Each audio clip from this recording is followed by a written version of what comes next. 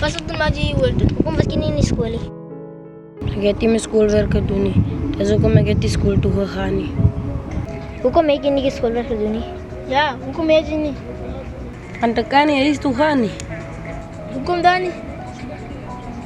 Van my pa gaan my slaan. Ek het net die tuin nat gemaak soos hy gevra het nie. Hoe kan jy dit? Jy moet mos pa luister. Die chommies het my by die huis gekom haal. Toe gaan speel ons. Dis hoekom ek het gevergeer om die tuin nat te maak. So dis nie jou verskoning. Kom ek vra jou so. Waar wil jy eendag wees as jy groot is?